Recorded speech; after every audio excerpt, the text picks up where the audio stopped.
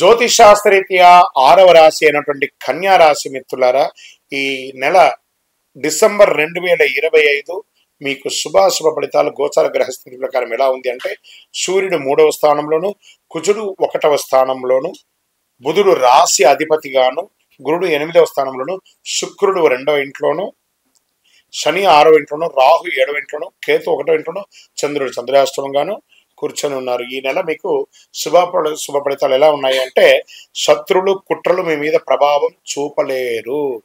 ఎందుకంటే ఈ నెల మీకు చాలా బాగా ఉండబోతుంది, అద్భుతంగా ఉండబోతుంది. మీ పని మీద బాస్కి ఒక మంచి అభిప్రాయం వస్తుంది. ఉద్యోగస్తులకి పనిలో డిసిప్లిన్ పెరుగుతుంది. కాస్త విసుగు అవన్నీ కూడా ఉన్నా కూడా, బిహేవియర్స్ అంతా కూడా ఉన్నా కూడా మీరే దాన్ని ఓవర్కమ్ చేయాలి. మొదటి 15 రోజులు స్ట్రెస్ ఉంటుంది, తర్వాత 15 రోజులు చాలా హ్యాపీగా ఉంటారు.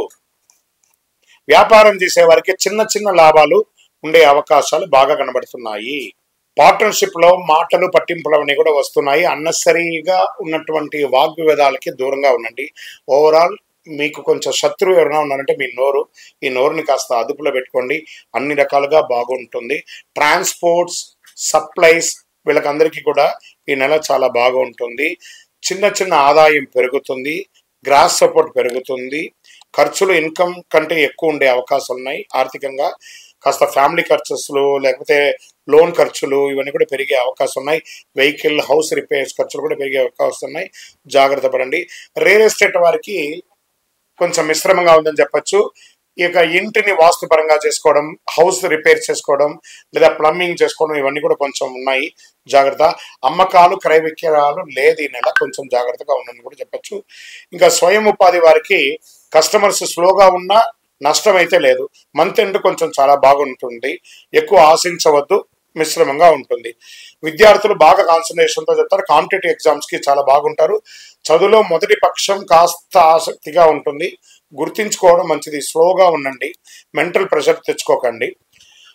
విదేశీయ విద్య కోసం వెళ్ళే వాళ్ళకి మంచి అవకాశం. ట్రావెల్ పోస్ట్పోన్ అయ్యే అవకాశాలు కూడా కనబడుతున్నాయి. ప్రేమికుల మధ్య ట్రస్ట్ పెరుగుతుంది. స్మాల్ గిఫ్ట్స్, అవుట్ గోయింగ్స్ అవన్నీ ఇస్తూ ఉంటారు. పార్ట్నర్షిప్ తగాదాలు కొంచెం తగ్గించుకోండి. దాంపత్యంలో దంపతుల మధ్యలో కూడా చిన్న చిన్న అనర్థాలు వచ్చే అవకాశాలు సర్దుకుంటాయి. చిన్న చిన్న మిస్అండర్స్టాండింగ్సే. ఇన్లాస్ ద్వారా మాటల వల్ల కొంచెం చిన్న గొడవలు వస్తే జాగ్రత్త పడండి. ఎవరిని ఎక్కడ ఉంచాలో అక్కడ ఉంచుకుంటే సరిపోతుంది. సంతానం, పిల్లల ఆరోగ్య విషయంలో యావరేజ్గా ఉంటుంది. పిల్లలు సంతానం పుట్టే వాళ్ళకి చక్కగా ఈ నెల సంతాన భాగ్యం అయ్యే అవకాశాలు కూడా, శుభవార్త వింటారు. ఆరోగ్యం మిశ్రమంగా ఉందని చెప్పచ్చు. అసిడిటీ ఉంది, బీపీ ఫ్లక్చుయేషన్ ఉంటుంది. చిన్న చిన్న గాయాలు, కురుపులు కూడా అయ్యే అవకాశాలు ఉన్నాయి. జాగ్రత్త పడాలి. నెల 20వ తారీఖు తర్వాత కాస్త ఫోకస్ చేయండి, చాలా బాగుంటుంది. ఓవరాల్ ఈ యొక్క నెల 60-40గా ఉందని కూడా చెప్పొచ్చు కన్యా రాశి వారికి.